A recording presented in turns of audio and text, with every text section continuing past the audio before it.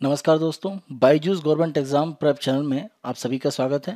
आज हम 24 नवंबर 2020 के समाचार विश्लेषण आपके सामने प्रस्तुत कर रहे हैं, जिसमें द हिंदू अखबार के प्रमुख आलेखों की हम समीक्षा करेंगे और उसमें प्रारंभिक और मुख्य परीक्षा से संबंधित प्रमुख प्रश्न आपको प्रैक्टिस के लिए भी दिए जाएंगे।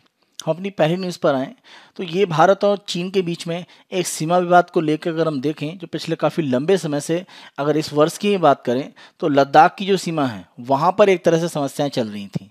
तो जो समस्याएं एक तरह से भारत के पश्चिमी बॉर्डर पर चल रही थी, एक तरह से भारत चीन की अगर हम सीमा की बात करें तो भारत चीन सीमा का जो पश्चिमी इलाका है, यानी इस भाग की अगर हम बात करें तो यहाँ पर जो विवाद चल रहा था, उसी कड़ी में एक और विवाद अब सामने आ रहा है। इसके बारे में भारत सरकार की तरफ से कोई भी इस तरह के आधिकारिक बड़ी सूचना नहीं है। चीन सरकार की तरफ से एक प्रायोजित या कह सकते हैं स्पॉन्सर्ड एक न्यूज़पेपर ग्लोबल टाइम्स है, उसकी तरफ से यहाँ पर न्यूज़ आई है कि एक यहाँ पर गांव का क्षेत्र है जिसको कुछ समय में चीन के द्वारा एक तरह से बसाया गया है, और ये क्षेत्र माना जा रहा है कि वर्तमान में भारत चीन के जो सीमा विवाद है उसमें एक नई कड़ी जोड़ेगा, क्योंकि ये जो गांव चीन की तरफ से बसाया गया है, माना जा रहा है कि ये उस टेरिटरी में है जो भूटान के नियंत्रण में है। अगर हम यहाँ पर एक मैप को देखें तो बेसिकली हम इस मैप को देखते हैं तो हम भारत और चीन और भूटान का अगर ट्राई जंक्शन देखें तो भूटान का पार्ट, भारत का ये सिक्किम और पश्चिम बंगाल का इलाका, असम का पार्ट, और ये सिलीगुड़ी कॉरिडोर, इसको चिकन नेक कॉरिडोर भी कहा जाता है,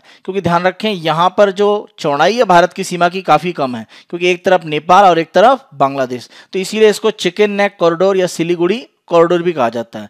और ये सामरिक रूप से अगर आप देखें तो भारत के लिए बहुत ही महत्वपूर्ण माना जाता है, क्योंकि इस पर किसी भी तरह का अगर समस्या आती है तो पूरा नॉर्थ ईस्ट का इलाका है वो भारत से कट ऑफ हो सकता है। तो इसीलिए सिलीगुड़ी कॉरिडोर हमारे लिए काफ़ी महत्वपूर्ण है, और इस कॉरिडोर की अगर हम बात करें तो चीन की सीमा से ये बहुत दूर नहीं है। इसीलिए इस सीमा पर चीन की तरफ से कोई भी, मान लीजिए, ऐसा प्रयास किया जाता है कि भूटान या भारत के क्षेत्र पर वो अपना हक जताने की कोशिश करता है, तो भारत के द्वारा इसका बहुत एग्रेसिव विरोध किया गया है।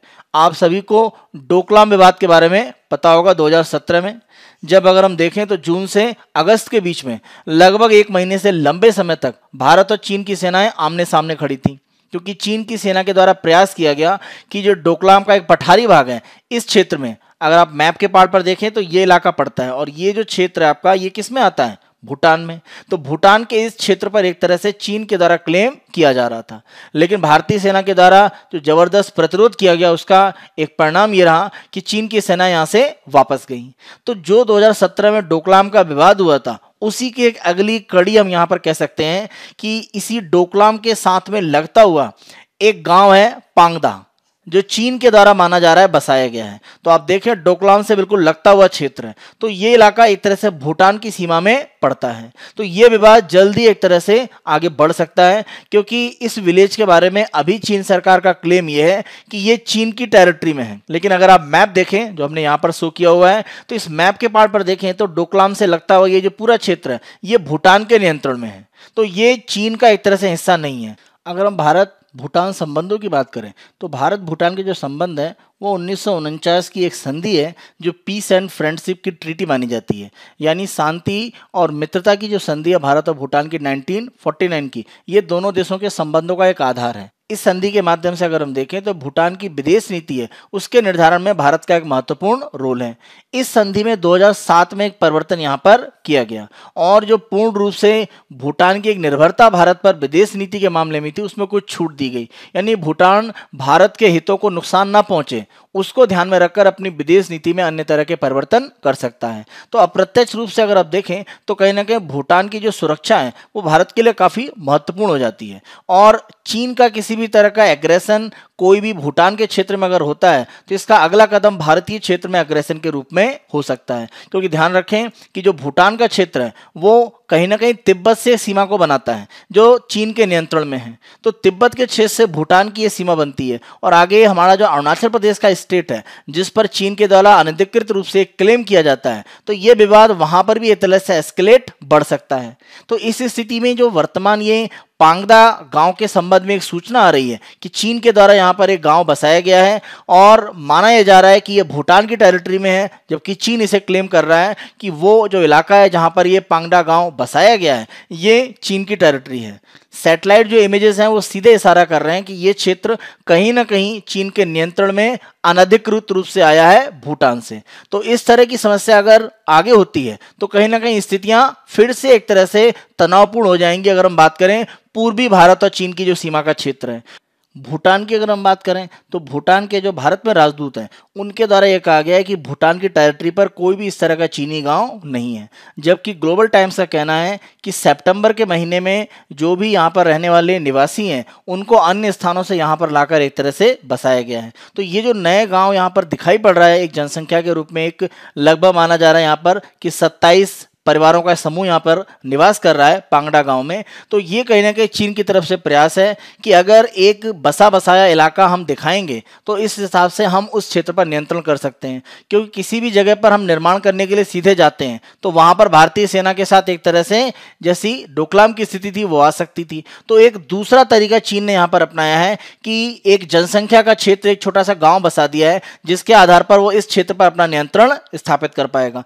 और अगर यहाँ पर वो नियंत्रण करता है तो ये डोकलाम का जो पठारी इलाका है उसके बिल्कुल नजदीक हो जाता है। तो कहीं ना कहीं आने वाले समय में ये समस्याएं बढ़ेंगी और इसके बारे में और तथ्य जब सामने आएंगे तो कहीं ना कहीं स्थितियां क्लियर हो पाएंगी कि ये भूटान के क्षेत्र में है या नहीं है, या चीन के द्वारा अनधिकृत रूप से भूटानी क्षेत्र में ये निर्माण एक तरह से करके वहां पर गांव को बसाया गया है। चीन के द्वारा अगर हम वर्ष के प्रारंभ में और वर्तमान स्थिति में देखें तो जिस तरह से भारत के साथ उसकी जो पश्चिमी सीमा और जो पूर्वी सीमा है दोनों जगह स्थितियां अब एक तरह से चीन के द्वारा कहीं ना कहीं अनियंत्रित की जा रही हैं। जो नए गांव का यहाँ पर एक तरह से जो विवाद जन्म ले रहा है उसकी अगर हम बात करें, और इसके पहले जो लद्दाख की सीमा पर एक तरह से चीन के द्वारा किया जा रहा था, तो ये स्थितियां कहने की दिखाती हैं कि चीन के द्वारा जो एग्रेसिव रूप में, आक्रामक रूप में अपने सैन्य जो क्षमता है उसको दिखाने का जो प्रयास किया जा रहा है, ये कहीं ना कहीं जिस समस्याओं से चीन इस समय जूझ रहा है उनसे एक तरह से ध्यान हटाने की एक कह सकते हैं स्थिति है।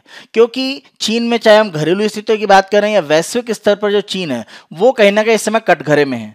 आर्थिक कोविड-19 के कारण स्थिति काफी खराब है, क्योंकि चीन कहीं ना कहीं अब एक ऐसी अर्थव्यवस्था के रूप में हो चुका है जहां पर विकास लगभग सर्वोच्च स्तर पर पहुंच रहा है। तो अर्थव्यवस्था में कुछ ना कुछ मंदी या कमजोरी अब आएगी और उसका प्रभाव एक तरह से बेरोजगारी या अन्य रूप में चीन में कुछ हद तक दिखाई पड़ रहा है। तो इसका प्रभाव कोविड-19 के कारण और ज्यादा बढ़ गया और कहीं ना कहीं अमेरिका और पश्चिमी देशों के द्वारा चीन को कोविड-19 के लिए जब उत्तरदायी ठहराया गया तो इसने भी उसके व्यापारिक जो हित है उनको नुकसान पहुंचाया। तो ये पहली बड़ी समस्या चीन में घरेलू रूप में है। दूसरी अगर हम देखें तो अल्पसंख्यक वहां पर जो है, खासतौर पर अगर हम जिनजियांग प्रोविंस की बात करें, वहां पर जो उगेहार जो मुस्लिम समुदाय से एक तरह से संबंधित है, उनके अधिकारों को लेकर चीन हमेशा कटघरे में रहा है। और जब मानवाधिकार की बात आती है तो केवल अल्पसंख्यक ही नहीं, ऐसे लोग जिनके द्वारा चीन सरकार का कुछ विरोध किया जाता है उनके मानवाधिकारों का हनन किया जाता है। तो ये घरेलू कुछ ऐसे मुद्दे हैं जिनको लेकर चीन सरकार का जो विरोध है वो बढ़ता जा रहा है। और राष्ट्रपति जिनपिंग उनका प्रयास है कि इन मुद्दों से कहीं ना कहीं जो जनता है उसका ध्यान हटाया जाए और राष्ट्रवाद, खासतौर पे जो विरोधी देश हैं उनके साथ अगर एग्रेसिव रूप में सैन्य कार्रवाई की जाएगी तो इससे कहीं ना कहीं जो चीनी राष्ट्रवाद है वो मजबूत होगा और इससे जो घरेलू समस्याएं हैं उनसे ध्यान चीन के लोगों का हटाकर उनको एकता में बांधा जा सकता है और चीन की कम्युनिस्ट पार्टी के साथ उनको मजबूती से जुड़े रखा जा सकता है। ये जिनपिंग को भी भविष्य के लिए मजबूत करेगा। वैश्विक स्तर पर हम देखें तो हांगकांग में चीन के द्वारा नए कानून के माध्यम से जिस तरह से हांगकांग के नियंत्रण का प्रयास किया गया उसका विरोध पश्चिमी देशों के द्वारा किया गया और हांगकांग की जो जनता है उसने भी चीन के इन नए कानूनों का जबरदस्त विरोध किया। तो हांगकांग की जो स्थिति है वो चीन के लिए वैश्विक स्तर पर एक तरह से समस्याएं खड़ी करती है। ताइवान की अगर हम बात करें तो ताइवान के द्वारा भी चीन के जो हित हैं उनको नुकसान पहुंचाने के लिए हमेशा कार्य किया गया है, क्योंकि ताइवान अपने आप को मूल चीन एक तरह से मानता है और इसके लिए अमेरिका, भारत या अन्य देशों के साथ वो संबंध आर्थिक रूप में मजबूत कर रहा है। तो ताइवान की जो समस्या है वो भी चीन के लिए वैश्विक स्तर पर एक बड़ी समस्या है। कोविड-19 का जो प्रारंभ है वो माना जाता है चीन से और चीन के द्वारा सही समय पर सूचनाओं को साझा नहीं किया गया, जिसके कारण इसका वैश्विक स्तर पर बड़े पैमाने पर प्रसार हुआ। तो ये कोविड-19 में चीन को सबसे ज्यादा कटघरे में खड़ा किया जाता है और अभी भी इस पर एकमत नहीं है लोग, लेकिन अभी भी इसके बारे में एक राय रखी जाती है कि कोविड-19 ने इसकी शुरुआत चीन के द्वारा एक तरह से एक बायोलॉजिकल वेपन के रूप में की गई है। अभी भी इस तथ्य को वैज्ञानिकों के द्वारा एक तरह से कहा जाता है। तो अगर इसका प्रमाण मिलता है तो ये चीन के लिए वैश्विक स्तर पर एक बड़ी समस्या होगी। व्यापार युद्ध की अगर हम बात करें तो चीन के द्वारा जिस तरह से एग्रेसिव रूप से व्यापार नीतियां अपनाई जाती हैं, यानी दूसरे देशों में बड़े पैमाने पर अपने एक्सपोर्ट को भेजना और अपने बाजार को एक तरह से सीमित खोलना और नीतियां इस तरह से रखना कि बड़े पैमाने पर उद्योग जो प्रोडक्शन है वो चीन में कर रहे हैं, तो चीन को आर्थिक रूप में बड़ा लाभ हुआ है। लेकिन पश्चिमी देश, खासतौर पर अगर हम यूएसए की बात करें तो उनकी अर्थव्यवस्था को इससे नुकसान हुआ है और इसी कारण से डोनाल्ड ट्रंप के समय में चीन के खिलाफ एक तरह से एक व्यापार युद्ध जैसी स्थिति बन रही थी। तो इसने भी चीन के व्यापारिक हितों को कहीं ना कहीं नुकसान पहुंचाया। दक्षिणी चीन सागर में जो भी एक तरह से उसके समुद्री पड़ोसी देश हैं, जैसे अगर हम वियतनाम की बात करें या फिलीपींस की बात करें या हम इंडोनेशिया की बात करें, तो इन सब देशों के साथ जो दक्षिणी चीन सागर में द्वीप हैं उनके ऊपर और दक्षिणी चीन सागर के जो संसाधन हैं उन पर क्लेम को लेकर चीन के विवाद हैं। प्रशांत महासागर में इस विवाद में अमेरिका कहीं ना कहीं चीन के विरोध में है। ये स्थिति भी कहीं ना कहीं चीन के लिए वैश्विक स्तर पर एक समस्या खड़ी करती है। वैश्विक स्तर पर चीन के ऊपर जो फोकस कोविड-19 में बना हुआ है उसको थोड़ा डाइवर्ट करने के लिए कहीं ना कहीं जो सीमा विवाद है वो भारत के साथ शुरू किया गया। लद्दाख के बाद अब कोशिश उसकी है कि भारत की जो सीमा के साथ उसका जो पूर्वी हिस्सा है वहां पर एक तरह से भारत, चीन, भूटान का जो ट्राई जंक्शन है वहां पर सीमा विवाद की समस्या को आगे बढ़ाया जाए। तो ये चीन के अपने जो हित हैं, घरेलू हित की बात करें और वैश्विक स्तर पर जो उसकी स्वीकारोक्ति है उसमें जो कमजोरी आ रही है उसको मजबूत करने का वहां की सरकार का एक प्रयास है। तो आने वाले समय में ये समस्या किस तरह से आगे बढ़ती है और भारत का इसमें क्या रुख रहता है ये जल्दी आपको देखने को मिलेगा। इसी हमारे डिस्कशन के आधार पर आप मेंस का क्वेश्चन लिखने की प्रैक्टिस कीजिएगा। चीन के द्वारा भारत से सीमा विवाद को बढ़ाना चीनी प्रशासन के द्वारा देश के घरेलू और वैश्विक स्तर की समस्याओं से ध्यान हटाने का एक प्रयास माना जाता है। उपरोक्त कथन की समीक्षा करें। तो आप बता सकते हैं जो भी हमने यहाँ पर घरेलू और वैश्विक समस्याएं बताई और खास तौर पर कोविड-19 मार्च अप्रैल के बाद ही लद्दाख का जो सीमा विवाद है वो चीन के द्वारा तेजी से आगे बढ़ाया गया। तो ये कहीं ना कहीं इंडिकेट करता है कि चीन अपनी समस्याओं से लड़ने के लिए सीमा विवाद को आगे करके उन समस्याओं को एक तरह से पीछे हटा रहा है। तो ये सारे एग्जाम्पल आप देकर इसको एक तरह से जो स्टेटमेंट है उसको सही वहां पर एक तरह से प्रूव कर सकते हैं। नेक्स्ट उस पर आते हैं और ये एडिटोरियल का हिस्सा है और पेज नंबर 7 के पार्ट पर जीएस थर्ड पेपर इकोनॉमी के साथ में है और थोड़ा सा इसको अगर हम देखें तो आईआर के साथ भी आप जोड़ सकते हैं क्योंकि ये कहीं ना कहीं इंटरनेशनल जो ऑर्डर है, अंतर्राष्ट्रीय जो वर्तमान स्थिति है उसमें जो परिवर्तन हो रहा है उसको एक तरह से दर्शा रहा है। और इसका प्रमुख आधार यहाँ पर लिया गया है आरसीपी यानी रीजनल कॉम्प्रहेंसिव इकोनॉमिक पार्टनरशिप। इस एग्रीमेंट के बाद एक तरह से माना जा रहा है कि वैश्विक स्थिति में जो एक व्यवस्था है वर्तमान में उसमें बड़ा परिवर्तन आ सकता है और दो तरह के परिवर्तन माने जा रहे हैं कि हो सकते हैं। या तो एशिया एक सेंट्रल पोजीशन के रूप में रहेगा, एशिया धुरी के रूप में रहेगा और आगे चलकर विकास की स्थिति बनती जाएगी। और दूसरा होगा कि अमेरिका के आधार पर यानी अमेरिका के अपने जो नियम कानून हैं उनके आधार पर वैश्विक अर्थव्यवस्था या वैश्विक सामरिक स्थिति बनी रहे और दुनिया का विकास आगे हो। तो माना यह जा रहा है कि इसकी तुलना में ज़्यादा रूप में ये प्रभावी दिख रहा है क्योंकि जब हम आरसीपी की बात करते हैं तो कहीं ना कहीं आसियान के द्वारा इसको आगे बढ़ाया गया है और तो आरसीपी में महत्वपूर्ण रोल एशियाई देशों का है। तो एशियाई देशों में आरसीपी का जो महत्वपूर्ण एक रोल है ये कहीं ना कहीं एशिया की धुरी के रूप में आने वाला जो समय है उसको एक तरह से कहीं ना कहीं मजबूती से स्थापित करता है। हमें आरसीपी के लिए ध्यान रखना पड़ेगा कि ये चीन के द्वारा नहीं, ये आसियान के द्वारा आगे बढ़ाया गया है। तो आसियान के जो 10 देश है दक्षिण पूर्व एशिया के वो आरसीपी में प्रमुख रूप से हैं। चीन एक प्रमुख आर्थिक शक्ति आरसीपी में जरूर है लेकिन इसको आगे बढ़ाने में अगर हम देखें तो एक महत्वपूर्ण रोल रहा है आसियान का। इसी के साथ साथ अमेरिका के जो बड़े सहयोगी हैं जैसे अगर हम देखें जापान की बात करें या दक्षिण कोरिया की बात करें, ऑस्ट्रेलिया की बात करें, वो आरसीपी में प्रमुख रूप से शामिल है। तो उनका शामिल होना भी कहीं ना कहीं दिखाता है कि आरसीपी केवल चीन के द्वारा एक शुरू किया गया प्रयास नहीं है, ये आसियान और उन देशों के द्वारा जो चीन के विरोधी हैं और एक तरह से अमेरिका के सहयोगी हैं उनके द्वारा मिलकर शुरू किया गया है। तो आरसीपी में अगर जापान, दक्षिण कोरिया, ऑस्ट्रेलिया शामिल हैं तो वो आर्थिक रूप से अपना लाभ कमाना चाहते हैं। वो ये नहीं देख रहे हैं कि यहाँ पर चीन शामिल है जो कि कहीं ना कहीं जापान और दक्षिण कोरिया का एक विरोधी माना जाता है। तो ये स्थिति दिखाती है कि एशिया में जो विकास की स्थिति है वो भविष्य में बनी रहेगी। तो विकास की जो धुरी है, पाइवोट ऑफ एशिया जो कहा जाता है, जो बराक ओबामा ने भी बात बोली थी, तो ये एक तरह से सिद्ध हो रहा है। और जब हम बात करते हैं आरसीपी की, तो आरसीपी के द्वारा एक तरह से जो मल्टीलेटरिज्म है यानी बहुपक्षवाद है उसको बढ़ावा दिया गया है। आप आरसीपी समझौते में ध्यान रखें, अलग अलग देशों को ये छूट दी गई है कि वे द्विपक्षीय समझौते कर सकते हैं। जैसे मान लीजिए ऑस्ट्रेलिया जापान ने किया या वियतनाम ऑस्ट्रेलिया ने किया, तो आरसीपी के देश आपस में द्विपक्षीय समझौते कर सकते हैं अलग अलग वस्तुओं के व्यापार के लिए, और उन पर क्या शुल्क लगेंगे उसको लेकर।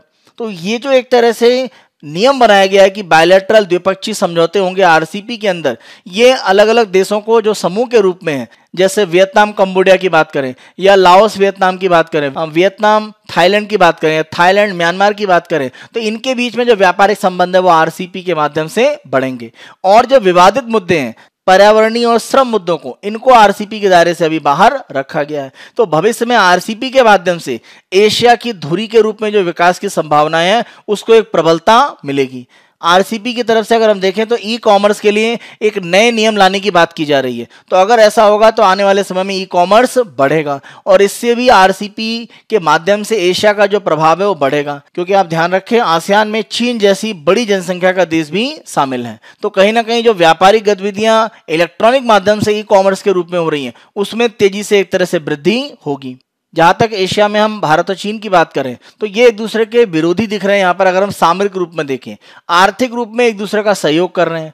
चीन अगर हम देखें तो हमारे दूसरे सबसे बड़े आर्थिक साझेदार के रूप में सबसे बड़ा हमारे आयात चीन के माध्यम से आ रहा है। तो ये स्थितियां दिखाती हैं कि भारत और चीन के बीच में आर्थिक संबंध मजबूत हुए हैं और ये भविष्य में और ज्यादा आगे बढ़ सकते हैं, क्योंकि आप ध्यान रखें भारत और चीन जो उभरती हुई टेक्नोलॉजीज है, जैसे आर्टिफिशियल इंटेलिजेंस की बात करें या डाटा साइंस की बात करें या वायरलेस कम्युनिकेशन दूरसंचार की हम बात करें वायरलेस से, या अन्य तकनीक की बात करें जैसे इंटरनेट ऑफ थिंग्स, तो इन सब में भारत और चीन के द्वारा बहुत तेजी से आगे काम किया जा रहा है। तो पश्चिमी देशों की तुलना में भारत और चीन इन नई उभरती हुई तकनीक में भविष्य में एक बड़ी शक्ति बन सकते हैं। और अगर ऐसा होगा तो एशिया की धुरी के रूप में विकास की जो कल्पना मानी जा रही है ये और ज्यादा मजबूत होगी, क्योंकि ये जो उभरती हुई नई तकनीकें हैं इनके आधार पर आने वाले समय में वैश्विक अर्थव्यवस्था का विकास तय होगा, जिसमें भारत और चीन तेजी से अपना विकास कर रहे हैं। वर्तमान स्थिति में देखें खासतौर पर डोनाल्ड ट्रंप के समय जिस तरह से उन्होंने अलग अलग संगठन, चाहे डब्ल्यूटीओ की बात करें या अगर हम जो वैश्विक उनके अलग अलग देशों से समझौते थे जैसे भारत के साथ में था, तो उनके साथ एक अलगाव की जो नीति अपनाई उसने कहीं ना कहीं अमेरिका का जो प्रभाव है उसको घटाया। तो डोनाल्ड ट्रंप की नीतियों में एक रूपता नहीं थी, नीतियां उनकी दिन के आधार पर बदल जाती थी। आज कुछ कहा गया है, कल कुछ कहा गया है, आज कोई स्टेटमेंट दिया गया, कल उसके विपरीत स्टेटमेंट दिया गया। तो इससे जो उनके सहयोगी देश हैं उनके बीच में भी एक तरह से भ्रम की स्थिति बनी और उसी का एक नतीजा आप कह सकते हैं कि यूएस का जो प्रभाव है वो आने वाले समय में घटेगा और एक देश के रूप में अमेरिका अपना प्रभाव अब विश्व में स्थापित कर पाएगा ये अब उतना आसान नहीं है। उसे साझेदारों की आवश्यकता पड़ेगी और बिना साझेदार के वो अपने प्रभाव को वैश्विक स्तर पर बनाकर नहीं रह सकता है। बहुत ज्यादा विस्तारित करना संभव नहीं है, लेकिन जितना है उतना बनाकर रखना और कुछ विस्तारित करना, उसके लिए भी उसे साझेदारों पर निर्भर रहना पड़ेगा। आप एक सिंपल सा एग्जांपल देखें, जैसे इंडो पैसिफिक की अगर हम बात करें तो इंडो पैसिफिक में अमेरिका की जो नीति है उसमें प्रमुख रूप से भारत का रोल है।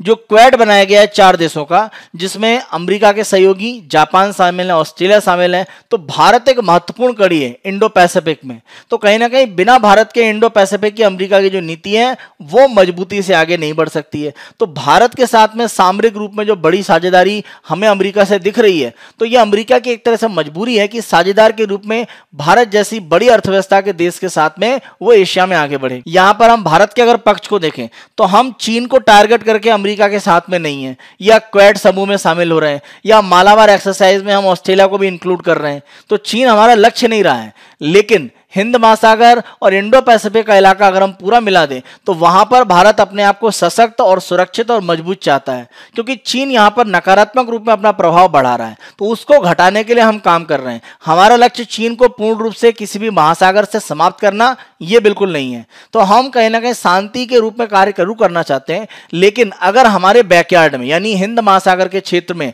चाहे श्रीलंका में हम्बनटोटा हो, पाकिस्तान में ग्वादर हो, सितवे हो, म्यांमार में, अगर यहाँ के माध्यम से इन जगहों पर पोर्ट को डेवलप करके चीन भारत को घेरने का प्रयास करेगा तो हम एग्रेसिव नीति अपनाकर उसको एक तरह से जवाब देंगे। लेकिन चीन हमारे लिए एक लक्ष्य के रूप में नहीं रहता है कि हम चीन को लक्ष्य बनाकर अपनी किसी भी तरह की जो सुरक्षा या सामरिक नीतियां उनको आगे बढ़ाएं। तो यहां पर चीन भी इस तथ्य को जानता है और इसीलिए चीन और भारत के बीच में आर्थिक संबंध बढ़े हैं और पिछले 10-15 साल में देखें तो उसमें एक तरह से बढ़ोतरी हुई है। यह अलग बात है कि व्यापार घाटा अभी भी हमें है, यानी हम निर्यात कम करते हैं, चीन से आयात हमारे यहाँ ज्यादा आते हैं। यही एक समस्या रही जिससे कि भारत ने आरसीईपी में अपने आप को शामिल नहीं किया है। यहां पर हमें यह भी देखना पड़ेगा कि हम केवल अमेरिका पर निर्भर नहीं है जैसा वर्तमान में प्रतीत होता है। रूस, आप ध्यान रखें, अभी भी हमारा एक मजबूत सहयोगी है। अगर हम यहां पर देखें तो अभी भी सैन्य जो उपकरण हमारी सेनाओं में यूज होते हैं उसमें बड़ी संख्या में रूस की भागीदारी रहती है। तो रूस से संबंधों में आप कह सकते हैं अमेरिका से जो बढ़ता हुआ संबंध है उसके कारण एक कमी दिख रही है। लेकिन अगर यह कहा जाए कि संबंध पूर्णतः निम्नतम स्तर पर चले गए तो ऐसा नहीं है। तो भारत रूस संबंध भी कहीं ना कहीं एक हमें मजबूती प्रदान करेंगे भविष्य में। तो अमेरिका से बढ़ते हुए संबंध, रूस से हमारी जो पुरानी साझेदारी है, ये वैश्विक स्तर पर हमें सामरिक रूप में मजबूती प्रदान करेंगे और एशिया के क्षेत्र में चीन के साथ में एक बैलेंस बनाकर हम आगे बढ़ेंगे। इसके कारण भारत और चीन जैसी दो बड़ी अर्थव्यवस्थाएं, बड़ी सामरिक शक्तियां हैं, वो एशिया में अपना प्रभाव लगातार बढ़ाती रहेंगी।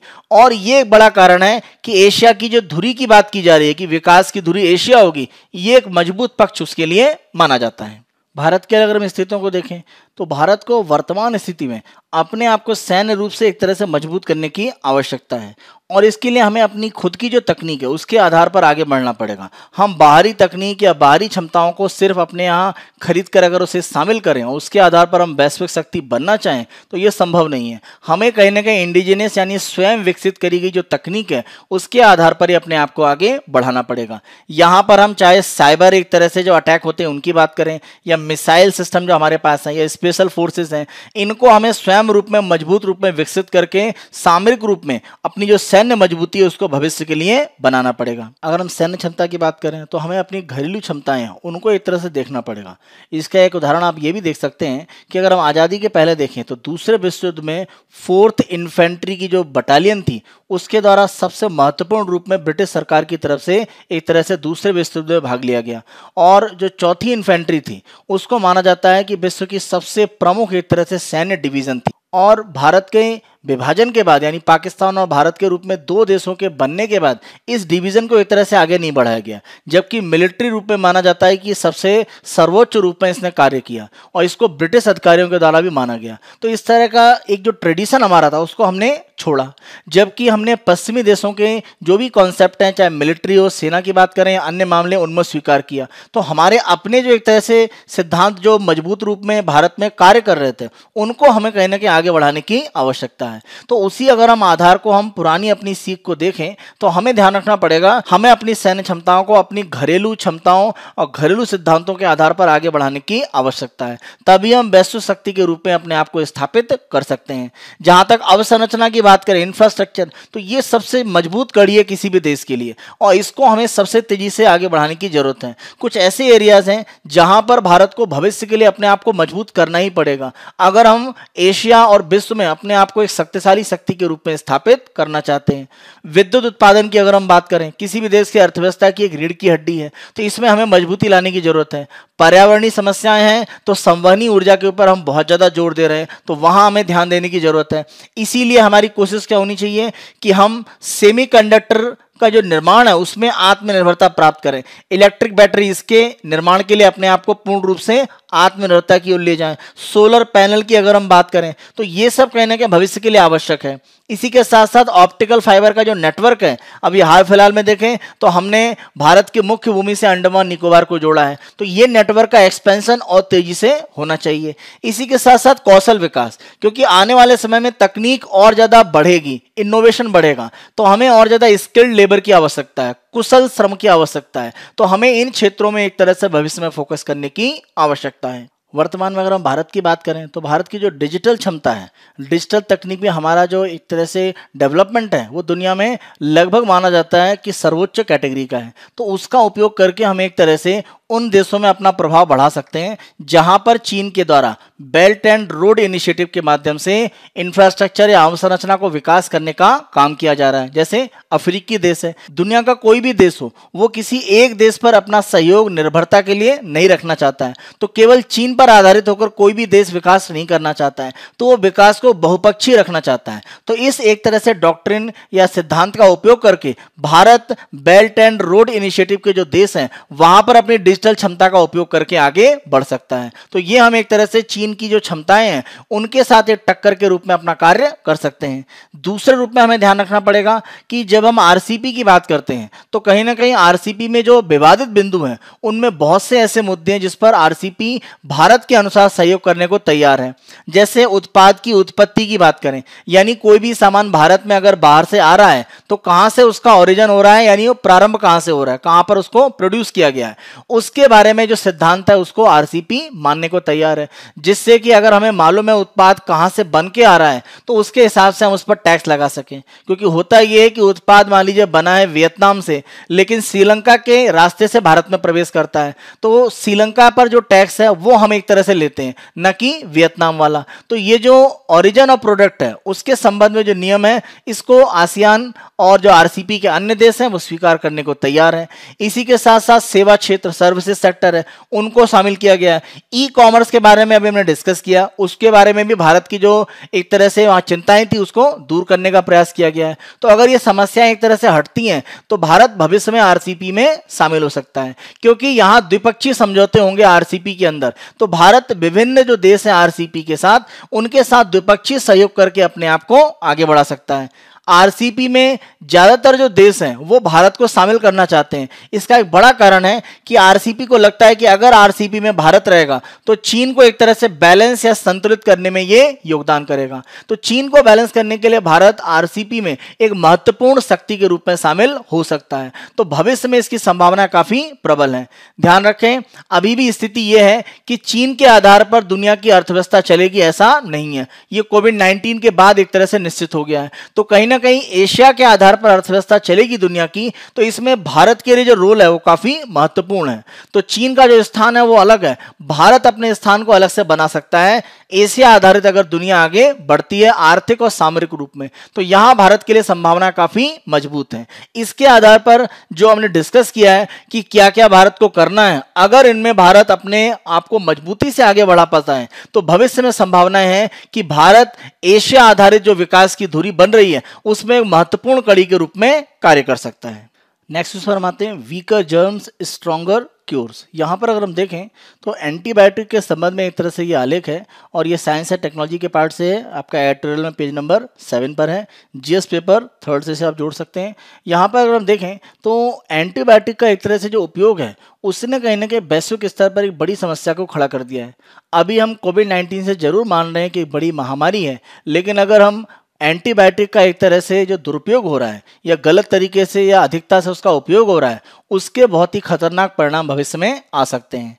जब हम एंटीबायोटिक की बात करते हैं तो एंटीबायोटिक को लेकर जो शुरुआती विकास हुआ तो माना यह गया कि एंटीबायोटिक के कारण विभिन्न प्रकार की जो बीमारियां हैं वो जड़ से समाप्त कर दी जाएंगी और दोबारा वो मनुष्यों या जानवरों में नहीं फैल पाएंगी। लेकिन इस तरह से जो परिणाम सोचे गए थे वो नहीं हुए और वर्तमान में हो ये रहा है। एंटीबायोटिक्स के खिलाफ प्रतिरोध की क्षमता एक तरह से कीटाणुओं में उत्पन्न हो रही है, जिसको एंटी माइक्रोबियल रेजिस्टेंस AMR एक तरह से कहा जाता है। तो अगर हम इस रेजिस्टेंस की बात करें तो इसका कारण क्या है? इसका कारण यह है कि एंटीबायोटिक का जो उपयोग है उसके कारण जो भी एक तरह से जानवर या कह सकते हैं जो सूक्ष्म जीव हैं जिनके माध्यम से ये एक तरह से विस्तारित होता है उनमें प्रतिरोध की क्षमता विकसित हो जाना। तो प्रतिरोध अगर उनके अंदर विकसित हो गया तो एंटीबायोटिक निष्प्रभावी हो जाती है। और दूसरा सबसे महत्वपूर्ण कारण है और ये ज्यादा उत्तरदायी है कि हमने एंटीबायोटिक का अनियंत्रित उपयोग किया, यानी जहां आवश्यकता नहीं है वहां भी एंटीबायोटिक का उपयोग किया। सामान्य कोई भी बुखार आया हुआ है जिसमें एक साधारण सी कोई भी मेडिसिन का उपयोग करके आप उसको एक तरह से उसका इलाज कर सकते हैं, लेकिन आपने बिना डॉक्टर से पूछे हुए एंटीबायोटिक का उपयोग किया तो इससे क्या होगा कि भविष्य में अगर एंटीबायोटिक की जरूरत होगी तो आपकी बॉडी में उस एंटीबायोटिक के खिलाफ एक तरह का रेजिस्टेंस या प्रतिरोध आ सकता है और ये एक बड़ी समस्या के रूप में धीरे धीरे देखा जा रहा है। और माना यह जा रहा है कि 2050 तक एंटीबायोटिक का जो रेजिस्टेंस है इसके कारण 10 लाख लोगों की मृत्यु होगी, क्योंकि सामान्य बीमारियों के लिए भी जो एंटीबायोटिक हैं उनके लिए बॉडी में एक तरह से जो एक्टिवनेस है वो नहीं आएगी और रेजिस्टेंस डेवलप हो जाए। इस स्थिति में सामान्य बीमारियों में भी एंटीबायोटिक के जो उपयोग हैं वो एक तरह से सफल नहीं हो पाएंगे। तो ऐसी स्थिति अगर बनेगी तो ये एंटीबायोटिक का जो एक बड़ा सुधार आया था, अगर हम चिकित्सा की बात करें जगत में, तो वो कहीं ना कहीं असफल हो जाएगा। एंटीबायोटिक का जो रेजिस्टेंस एक तरह से डेवलप हुआ है, यानी एंटी माइक्रोबियल रेजिस्टेंस, इसका अगर हम प्रभाव देखें तो पशुधन यानी जो सिर्फ हमारा लाइव स्टॉक है, पशुधन में माना जा रहा है कि 7.5% की गिरावट आएगी और दुनिया की जीडीपी में इसके कारण 3.5% की कमी आएगी। तो अर्थव्यवस्था पर भी बड़ा प्रभाव इसका एक तरह से पड़ेगा। अब इसका जब हल की बात होती है कि एंटीबायोटिक का अगर प्रतिरोध है तो इसके लिए हल क्या है, तो दो इसके हल हो सकते हैं। पहला हल तो यह है कि एंटीबायोटिक का नए रूप में खोज किया जाए या नए प्रकार के एंटीबायोटिक को खोजा जाए, और दूसरा है कि जो इसका उपयोग है उसको नियंत्रित किया जाए या उसको एक तरह से न्यायसंगत बनाया जाए, जहां आवश्यकता है वहीं पर उपयोग किया जाए, बिना डॉक्टर की अनुमति के एंटीबायोटिक का जो उपयोग है वो लोगों के द्वारा मना किया जाए। तो इस तरह का जो काम है वो किया जा सकता है। अगर हम पहले वाले को देखें, अगर हम बात करें कि नए एंटीबायोटिक को विकसित करना, तो आप आश्चर्यचकित होंगे कि 1984 के बाद से कोई भी नया एंटीबायोटिक डेवलप नहीं किया गया है। तो ये एक बड़ी समस्या है कि एंटीबायोटिक को डेवलप करना उतना आसान नहीं है।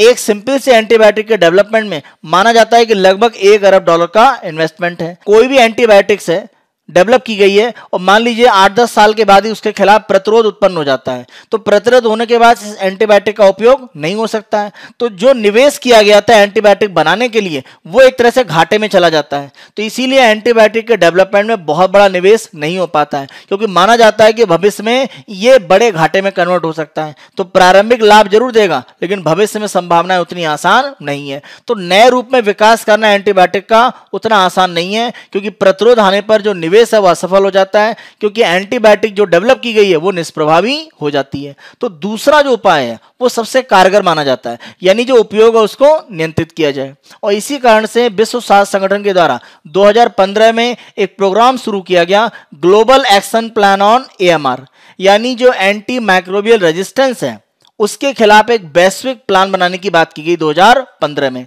वर्तमान में हम देखें तो दुनिया के 80 देशों ने अपने आप को इसमें शामिल किया है और उन्होंने इस ग्लोबल एक्शन प्लान के तहत अपने देश में राष्ट्रीय योजनाएं बनाई हैं कि किस तरह से एंटीबायोटिक का जो धड़ल्ले से उपयोग किया जाता है उसको नियंत्रित किया जाए। भारत की अगर हम बात करें तो भारत ने भी अपना एक नेशनल एक्शन प्लान बना रखा है एंटी माइक्रोबियल रेजिस्टेंस। एंटीबायोटिक के उपयोग को अगर नियंत्रित करने की बात करें तो हमें इसे कई क्षेत्र में कार्य करना पड़ेगा, क्योंकि इसका उपयोग मानव करता है, जानवरों में भी इसका उपयोग होता है और कृषि क्षेत्र में भी इनका उपयोग किया जा रहा है। तो हमें अलग अलग क्षेत्र में जो एंटीबायोटिक का उपयोग है उसको नियंत्रित करने का प्रयास करना पड़ेगा। और इसके लिए आवश्यकता क्या है कि हमें अलग अलग क्षेत्रों के बीच में जो सहयोग है, यानी जो भी मानव विकास की बात करें या जो पशुधन के संबंध में जो क्षेत्र काम करते हैं या कृषि क्षेत्र में जो काम हो रहा है, तो सभी के बीच में अलग अलग क्षेत्रों के बीच में सहयोग बढ़ाकर एंटीबायोटिक का जो रेजिस्टेंस है उसको रोकने का प्रयास किया जा सकता है। तो हमें अप्रोच को एक तरह से मल्टी सेक्टोरल, बहुक्षेत्रीय रखनी पड़ेगी। एकल रूप में प्रयास करने पर यह विफल होगा, क्योंकि और जो क्षेत्र जैसे जानवरों की बात करें या हम बात करें फसलों में, तो वहां पर एक तरह से एंटीबायोटिक रेजिस्टेंस डेवलप हो सकता है। तो इसीलिए हमें बहुक्षेत्रीय रूप में एक तरह से काम करने की आवश्यकता है। विभिन्न क्षेत्रों में जो कार्य हो रहा है उनको सम्मिलित रूप में एक तरह से उपयोग करके हम एंटी माइक्रोबियल जो प्रतिरोध है उसको एक तरह से रोक सकते हैं। तो इसके लिए आवश्यकता ये है कि जो विशेषज्ञता अलग अलग क्षेत्रों में उपस्थित है, जैसे पशुधन में जो अनुसंधान किया जा रहा है या मनुष्यों की बीमारियों के संबंध में अनुसंधान चल रहा है या फसलों में जो अनुसंधान हो रहा है, तो उनकी विशेषज्ञता को एक प्लेटफॉर्म पर लाना और जो भी अवसंरचना इंफ्रास्ट्रक्चर है उसको एक स्थान पर लाकर उसका उपयोग करके इस प्रतिरोध को एक तरह से रोकने का प्रयास करना। तो इसके लिए एक सिंगल प्लेटफॉर्म होगा, इसे वन हेल्थ का नाम दिया जा रहा है। तो वन हेल्थ का मतलब अलग अलग क्षेत्र की जो स्वास्थ्य विशेषज्ञताएं हैं उनका उपयोग करके जो ये एंटी माइक्रोबियल प्रतिरोध है उसको फैलने से एक तरह से बचाना। अब हमें ध्यान रखना पड़ेगा कि मानव, पशु और पर्यावरण, इनके बीच में जो अंतर संबंध है, आपस में जो इंटरफेस है, वो एक तरह से, जैसे अगर हम कोविड-19 की बात करें तो उस महामारी के लिए उत्तरदायी है। तो हमें देखना पड़ेगा कि मानव, पशु और जो पर्यावरण है, इनके बीच में जो अंतर संबंध है, इंटर रिलेशन है, उसकी एक तरह से लगातार निगरानी करनी पड़ेगी। और उससे जो भी एक तरह से समस्याएं उत्पन्न हो रही हैं, कोई बीमारी एक तरह से अस्तित्व में आ रही है, तो उसकी रोकथाम और उसके बारे में पता लगाना और उसके बारे में तुरंत कार्रवाई करना, ये तीनों हमें साथ करने पड़ेंगे। और इसके लिए कहीं ना कहीं हमें सभी को मिलाकर एक सिंगल प्लेटफॉर्म पर लाना पड़ेगा। विभिन्न देशों में, विभिन्न संगठनों में जो विशेषज्ञता या जो अवसंरचना इंफ्रास्ट्रक्चर है, उसके एक प्लेटफॉर्म पर लाकर हम रोकथाम, बीमारी का पता लगाना और उसको रोकने के लिए कार्य करना, तीनों एक तरह से कर सकते हैं। एंटी माइक्रोवेव प्रतिरोध को रोकने की आवश्यकता इसलिए है क्योंकि भविष्य में अन्य तरह की महामारियां एक तरह से उत्पन्न हो सकती हैं, तो उनके लिए आवश्यक है। इसी के साथ साथ अगर हम ध्यान रखें तो फसलों पर भी इसका प्रभाव पड़ता है। तो विश्व में खाद्य सुरक्षा की बात करें, और क्योंकि लोगों की कहीं ना कहीं जो जीवन है उससे संबंधित है, तो वैश्विक स्तर पर जो स्वास्थ्य की समस्या है उसके साथ जुड़ा हुआ है, तो विश्व स्वास्थ्य और विश्व खाद्य सुरक्षा के लिए काफी आवश्यक है। तो एंटी माइक्रोवेव प्रतिरोध के खिलाफ नई एंटीबायोटिक का डेवलपमेंट करने से ज्यादा लोगों में जागरूकता फैलाना और इसके उपयोग को किसी डॉक्टर की सलाह के आधार पर आगे बढ़ाना, ये आम लोगों तक बात पहुंचानी होगी। और इसके लिए कहीं ना कहीं एक मिला जुला सम्मिलित प्रयास है, किसी एक देश नहीं, वैश्विक स्तर पर करने की हमें आवश्यकता है। तभी एंटी माइक्रोबियल प्रतिरोध को एक तरह से फैलने से रोका जा सकता है। नेक्स्ट न्यूज पर हम आते हैं, government to fast track green node. Bharat में जो भी अलग अलग प्रोजेक्ट हैं उनको जो मंजूरी एक तरह से पर्यावरणीय मिलती है, तो हम ध्यान रखें इसके लिए अंतिम रूप में जो निर्णय है वो एक तरह से पर्यावरण, वन तथा जलवायु परिवर्तन जो मंत्रालय है उसके द्वारा एक तरह से किया जाता है। तो यहाँ पर इस मंजूरी की जो प्रक्रिया है इसको थोड़ा फास्ट ट्रैक करने की यहाँ पर सरकार के द्वारा प्रयास किया गया है। तो नए जो दिशा निर्देश दिए हैं उनके माध्यम से इसको और ज़्यादा तेज करने की एक तरह से कोशिश है, क्योंकि माना जा रहा है कि इस प्रक्रिया में जो एक धीमापन है, इससे जो निवेश है या जो बाहरी एक तरह से भारत में निवेश आकर्षित किया जा सकता है, उस प्रक्रिया को एक तरह से कमजोरी मिलती है। तो यहाँ पर अगर हम देखें तो भारत में पर्यावरणीय मंजूरी के लिए एक स्वतंत्र पैनल, इंडिपेंडेंट पैनल होता है, जिसमें अगर हम देखें तो भारत सरकार के प्रतिनिधि तो होते ही हैं, उसके अलावा स्वतंत्र रूप से जो लोग इकोलॉजी यानी पारिस्थितिकी के लिए कार्य कर रहे हैं, वाइल्ड लाइफ वन्य जीव के लिए कार्य कर रहे हैं, या हैबिटेट प्रिजर्वेशन, किसी भी जगह पर कोई भी मान लीजिए ऐसा क्षेत्र जैसे मान लीजिए राष्ट्रीय पार्क है या कोई बायोडाइवर्सिटी का पार्क है, वहां संरक्षण के लिए कार्य कर रहे हैं, तो ऐसे लोगों को भी इस पैनल में शामिल किया जाता है। इसको एक तरह से कहा जाता है एक्सपर्ट अप्रेजल कमेटी, तो EAC। तो EAC की जो बैठकें होती हैं ये हर 15 दिन में आयोजित की जाती हैं। अब यहां पर नए दिशा निर्देशों में यह कहा गया है कि जब EAC की बैठक होगी उसके 10 दिन पहले जो भी मामले उनके पास लाए गए हैं उस पर भी विचार किया जाएगा।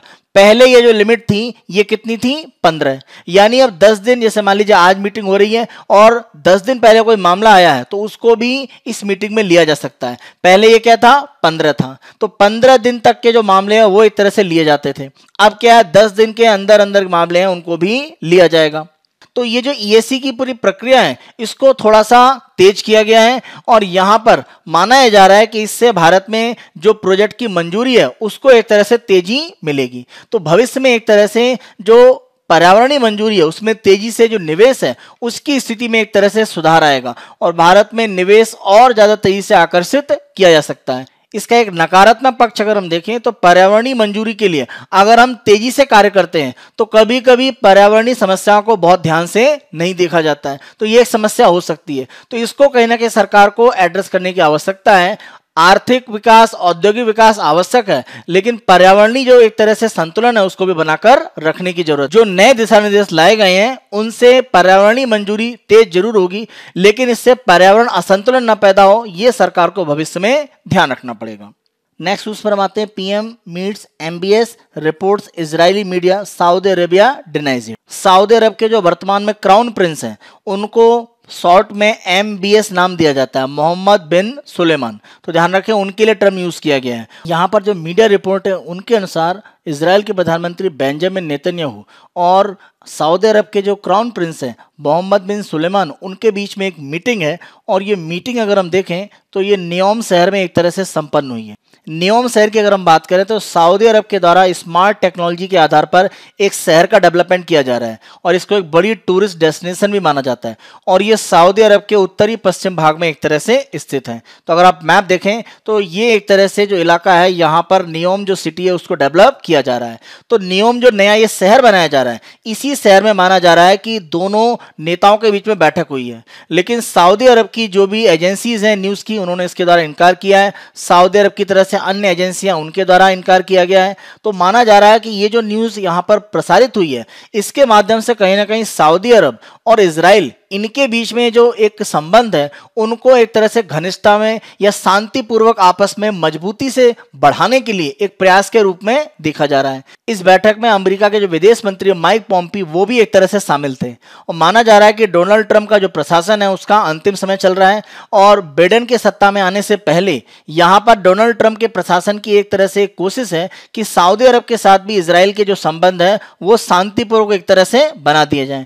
अब्राहम अकॉर्ड की अगर हम बात करें तो इजराइल ने 2 देशों के साथ अपने शांति संबंध स्थापित किए हैं। अगर हम देखें यहाँ पर बहरीन, और दूसरी अगर हम बात करें यूनाइटेड अरब एमिरेट्स। इसके पहले अगर हम देखें तो जॉर्डन और साथ साथ इजिप्ट या जो मिस्र है, उनके साथ में शांति संबंध इजराइल के ऑलरेडी हो चुके हैं।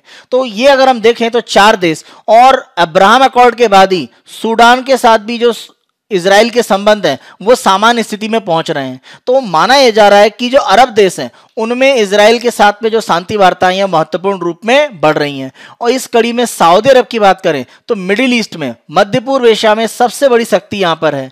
और दूसरा इसको काउंटर करने वाली एक शक्ति है ईरान।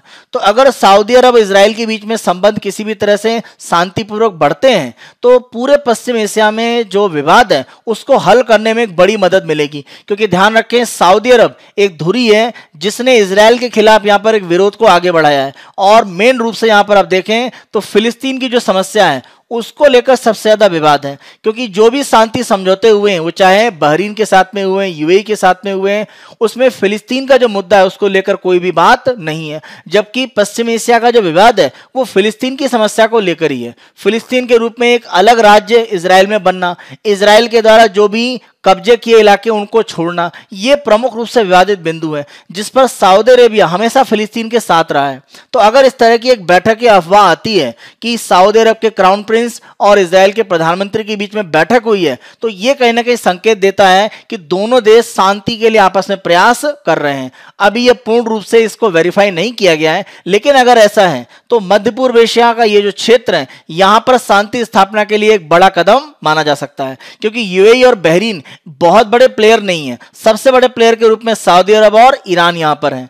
जो बाइडेन के आने के बाद माना जा रहा है कि ईरान पर जो प्रतिबंध है उनमें ढील दी जाएगी और ईरान से वार्ताओं को आगे बढ़ाया जाएगा। तो अगर सऊदी अरब इजराइल के साथ में शांति समझौते में आ जाता है तो भविष्य में बाइडेन का जो प्रशासन है वो ईरान को भी एक तरह से वार्ता टेबल पर लाने का प्रयास करेगा। और ऐसी स्थिति में ये जो फिलिस्तीन की समस्या है इसको हल करके पश्चिम एशिया में स्थायी शांति स्थापित करने का एक भविष्य में प्रयास हो सकता है। तो जो ये बैठक है ये भविष्य के लिए एक सकारात्मक कदम के रूप में मानी जा सकती है अगर हम यहां पर समस्या को हल करने की बात करें पश्चिम एशिया में। ध्यान रखें, जब तक सऊदी अरब यहां पर समस्या के हल में शामिल नहीं होगा या इजराइल का विरोध वो समाप्त नहीं करेगा, पश्चिम एशिया में पूर्ण शांति स्थापित होना संभव नहीं है।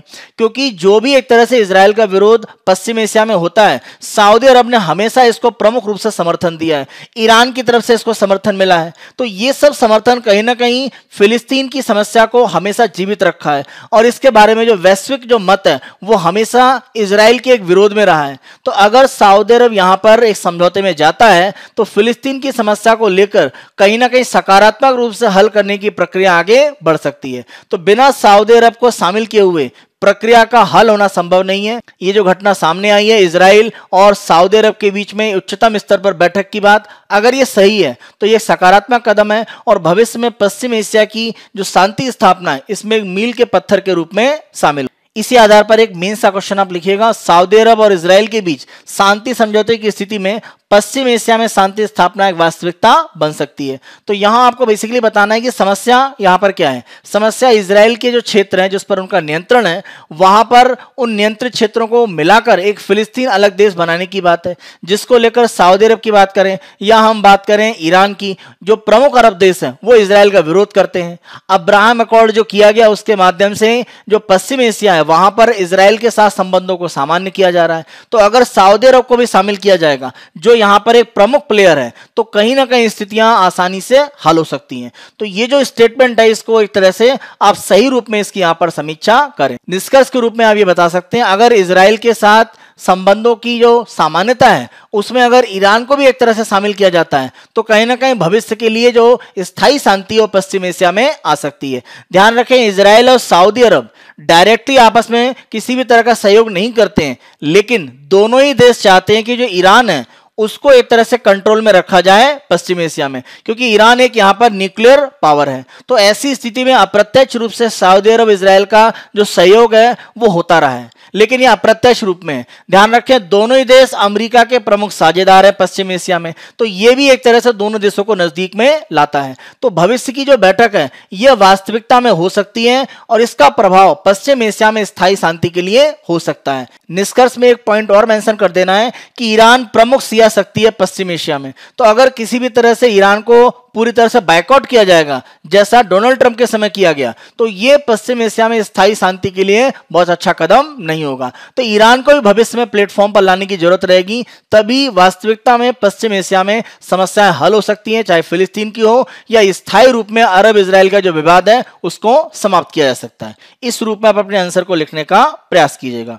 आगे अपनी प्रीलिम्स की कुछ न्यूज देखते हैं। तो यहां पर राजस्थान में जो पंचायत चुनाव है उसमें 62% टर्नआउट है। तो यहां पर बेसिकली हम जो आपको प्री का क्वेश्चन दे रहे हैं वो स्टेट इलेक्शन कमीशन के संबंध में है, यानी राज्य में जो चुनाव आयोग होता है उसके संबंध में। आप ध्यान रखें, राज्य के जो चुनाव आयोग हैं वो पंचायत और जो शहरी निकाय हैं उनके चुनावों के लिए उत्तरदायी होते हैं। गवर्नर के माध्यम से उनकी नियुक्ति की जाती है। राज्य निर्वाचन आयोग के संबंध में प्री का क्वेश्चन देखें, निम्न कथनों पर विचार करें, केवल शहरी स्थानीय निकायों के चुनाव का उत्तरदायित्व राज्य निर्वाचन आयोग पर होता है। ये गलत है। पंचायती जो संस्थाएं हैं उनके चुनाव भी राज्य निर्वाचन आयोग के द्वारा ही किए जाते हैं। तो पहला स्टेटमेंट यहां पर गलत है। दूसरा, राज्य निर्वाचन आयुक्त को पद से हटाने की प्रक्रिया उच्च न्यायालय के न्यायाधीश के समान है। तो ध्यान रखें, यहां पर उच्च न्यायालय का जो न्यायाधीश है उसको हटाने की जो प्रक्रिया होती है वही प्रक्रिया एक तरह से राज्य निर्वाचन आयोग में जो आयुक्त होते हैं उनके लिए होती है। तो दूसरा स्टेटमेंट सही है। तो आंसर है बी, केवल 2 सत्य है।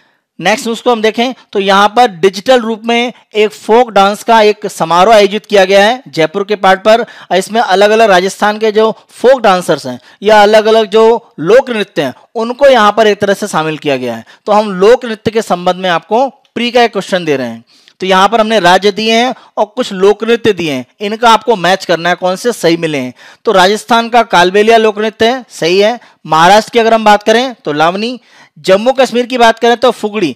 जम्मू कश्मीर का फुगड़ी नहीं है। फुगड़ी ध्यान रखें कि गोवा का लोक नृत्य है, ये महाराष्ट्र के कुछ क्षेत्रों में भी है। बेसिकली जो कोंकण का तटीय भाग है वहां पर ये किया जाता है, तो प्रमुख रूप से इसे आप गोवा का कह सकते हैं। तो फुगड़ी कहां का है? गोवा।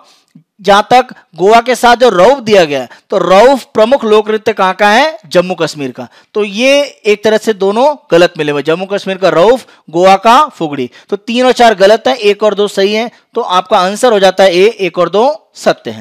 नेक्स्ट न्यूज पर हम आते हैं और ये एक इमेज के साथ में जुड़ा हुआ है। तो भारत का जो हमारा इंडियन मेट्रोलॉजिकल डिपार्टमेंट है उनके द्वारा ऑरेंज अलर्ट एक तरह से जारी किया गया है, और ये इस कारण से है कि जम्मू कश्मीर के जो ऊंचे क्षेत्र वहां पर जो बर्फबारी हुई है, खासतौर पर अगर इमेज आप देखें तो ये गुलमर्ग के इलाके की बात है। तो इसी ऑरेंज अलर्ट जो इंडियन मेट्रोलॉजिकल डिपार्टमेंट के द्वारा जारी किया जाता है, हम उसी अलर्ट के संबंध में आपको प्री का क्वेश्चन दे रहे हैं। आप ध्यान रखें, भारतीय जो मौसम विभाग है, इंडियन मेट्रोलॉजिकल डिपार्टमेंट, उसके द्वारा अलग अलग रंग के आधार पर मौसम चेतावनी दी जाती है, जिसमें आप देखें तो ये 4 कलर का पैटर्न यूज किया जाता है। जब ग्रीन रहता है तो कोई भी सलाह जारी नहीं, यानी सामान्य मौसम है। जब येलो एक तरह से होता है यानी पीला, तो इसका मतलब है कि कई दिनों में गंभीर रूप से खराब मौसम को दर्शाता है। इसमें यह भी पता चलता है कि मौसम खराब हो सकता है, जिससे दिन प्रतिदिन की गतिविधियों में व्यवधान आ सकता है। ऑरेंज अलर्ट की बात करें जो हमने अभी यहां डिस्कस किया, ऑरेंज अलर्ट का मतलब है सड़क और जो रेल परिवहन है उसको एक तरह से रोकने के लिए बात की जाती है, उसमें बाधा पड़ेगी। बिजली की आपूर्ति में रुकावट के साथ बेहद खराब मौसम की चेतावनी यहां पर जारी की जाती है। जब रेड अलर्ट जारी किया जाता है, यानी चौथा जो कलर है, तो रेड इसका मतलब है टेक इन एक्शन, ग्रीन का मतलब नो वार्निंग, येलो या पीले का मतलब अपडेटेड यानी आप सूचनाएं प्राप्त करते रहें, ऑरेंज का मतलब बी प्रिपेयर्ड यानी आप तैयार रहें, और रेड का मतलब है टेक एक्शन यानी अब कार्रवाई करने की जरूरत है। तो बहुत खराब मौसम की स्थिति में यात्रा या बिजली की जो बाधा है वो एक तरह से बढ़ जाती है और यह जोखिमपूर्ण एक तरह से होता है।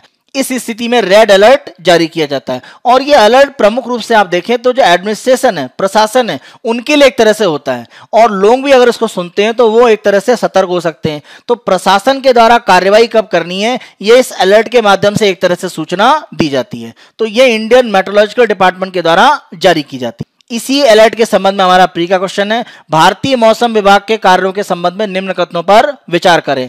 मौसम संबंधी टिप्पणियों को लेने के लिए और मौसम के प्रति संवेदनशील गतिविधियों जैसे कृषि, सिंचाई, शिपिंग, विमानन, अपतटीय तेल की खोज आदि के इष्टतम संचालन के लिए वर्तमान और पूर्वानुमान मौसम संबंधी जानकारी प्रदान करना। पहला स्टेटमेंट सही है। दूसरा, उष्णकटिबंधीय चक्रवातों, नॉर्वेस्टर, डस्ट स्टॉर्म, भारी बारिश, बर्फ, ठंड और गर्मी की लहरों यानी एक तरह से हीट और कोल्ड वेव, इसके जैसे गंभीर मौसम की घटनाओं के खिलाफ चेतावनी देने के लिए जो जीवन और संपत्ति के विनाश के लिए कारण बनते हैं, इसमें भी एक तरह से आईएमडी के द्वारा जो अलर्ट है वो जारी किया जाता है।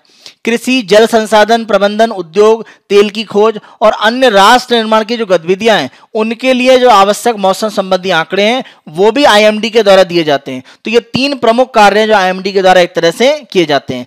तीनों यहां पर सही है। आंसर आपका डी 1 2 3 सत्य है। नेक्स्ट न्यूज पर देखें तो यहां पर एक एडवेंचरिस्ट और वाइल्ड लाइफ बायोलॉजिस्ट है फॉरेस्ट गैलेंट, उनके द्वारा एक तरह से जो विलुप्त हो चुकी प्रजातियां हैं या जिनको बहुत लंबे समय से जंगलों में नहीं देखा गया उनको खोजने का प्रयास किया जा रहा है। और इसके लिए अगर आप देखें तो एनिमल प्लेनेट पर एक्सटेंट नाम से एक कार्यक्रम, इनकी सीरीज भी चलती है। तो इसी में हमने कुछ ऐसे एनिमल्स के बारे में यहां पर आपको प्री का क्वेश्चन दिया है जो एक्सटेंट हो चुके हैं, विलुप्त हो चुके हैं या इनको बहुत लंबे समय के बाद देखा गया है। तो अगर अब यहां पर देखें तो ये तस्मानियाई टाइगर या इसको कभी कभी थैलेसेने भी कहा जाता है। तो तस्मानिया यानी ऑस्ट्रेलिया का जो द्वीप है तो वहां पर एक तरह से पाया जाता था लेकिन बहुत लंबे समय से इसको नहीं देखा गया है। इसके अलावा अगर हम यहां पर देखें तो गैलापागोस में एक कछुए की जो प्रजाति है उसके संबंध में है। इसके अलावा यहां पर आप देखें तो गौवंशी एक जानवर जो वियतनाम और लाओस के पार्ट पर है जो लंबे समय से नहीं देखा गया है उसको यहां पर एक तरह से पाया गया है।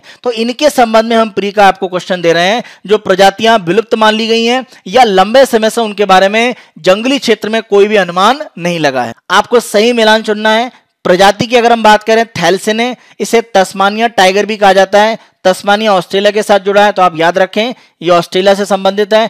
एशियाई यूनिकॉर्न ये वियतनाम और लाओस के क्षेत्र में, खासतौर पर वियतनाम के क्षेत्र में प्रमुख रूप से अगर आप इमेज देखें तो ये एशियाई यूनिकॉर्न है। इसके अलावा फर्नांडिना जायंट टॉर्टोइस तो ये गैलापागोस द्वीप में एक तरह से पाया जाता है, खासतौर पे फर्नांडिना जो द्वीप है वहां के पार्ट पर। तो ये इसकी इमेज है जिसको यहां पर फॉरेस्ट गैलेंट ने एक तरह से लिया भी हुआ है। उनके इस कार्यक्रम में इस टॉर्टोइस को एक तरह से देखा गया इस आइलैंड पर। तो ये यहां पर तीनों अगर आप देखें तो सही मिले हुए हैं 1 2 3 तो सभी सत्य हैं। तीनों यहां पर प्रजातियां एक तरह से जो देश जहां पर ये पाई जाती हैं उनसे मैच करता है। तो आंसर है आपका डी। नेक्स्ट न्यूज देखें तो चीन के द्वारा एक प्रोब भेजा जा रहा है चंद्रमा पर। इस चंद्रमा के अपने मिशन के द्वारा चीन चंद्रमा में से एक तरह से कुछ सैंपल या नमूने इकट्ठे करके पृथ्वी पर लाएगा और माना जा रहा है कि यह नमूना इकट्ठा करने की जो घटना है लगभग 4 दशक के बाद हो रही है, क्योंकि इसके पहले यह घटना अगर हम देखें तो 1976 के पार्ट पर रूस के द्वारा की गई थी। तो यहां पर आप ध्यान रखें यूएसए और पूर्व सोवियत संघ की अगर हम बात करें यूएसएसआर, इनके द्वारा चंद्रमा से जो नमूने हैं उनके सैंपल कलेक्ट किए गए, पृथ्वी पर लाए गए हैं। तो चीन की अगर हम बात करें तो चीन तीसरा देश होगा इस तरह का काम करेगा। और ये जो प्रोब भेजा जा रहा है तो नाम ध्यान रखें आप चांगी 5, तो ये चीन के द्वारा प्रक्षेपित किया जा रहा है। तो इसी के संबंध में हमारा प्री का क्वेश्चन है। 1976 में पूर्व सोवियत संघ के लूना 24 मिशन के बाद चंद्रमा से नमूने एकत्र करके किसी भी देश का यह पहला प्रयास होगा। इस मिशन से संबंधित देश चंद्रमा से नमूने एकत्र करने वाला तीसरा देश बन जाएगा। उपरोक्त कथन में किस मिशन के संबंध में चर्चा की जा रही है? तो यहां पर यह कहा जा रहा है कि 1976 में पूर्व सोवियत संघ का जो लूना 24 मिशन था उसके बाद यह पहला मिशन है। ओवरऑल कौन सा है? तीसरा। अगर हम अलग अलग देशों की बात करें तो यह तीसरा देश बन जाएगा जो चंद्रमा से नमूने इकट्ठा करके पृथ्वी पर लाएगा। तो यह मिशन किसका है? चीन का। और मिशन का नाम तो चीन के साथ में आप आंसर को टिक कर सकते हैं, डी, चांगी 5। तो ये आपके एबीसी ने आंसर किया आपका डी, चांगी 5। तो ये चीन का मिशन है जो चंद्रमा से सैंपल इकट्ठे करके पृथ्वी पर लाएगा अनुसंधान के लिए। तो ये हमारे 24 नवंबर 2020 के समाचार विश्लेषण थे। आने वाले दिनों में अन्य दिनों के समाचार विश्लेषण हम आपको इसी तरह से प्रस्तुत करते रहेंगे। प्री और मेंस के जो क्वेश्चन आपको दिए गए उनकी आप प्रैक्टिस करें।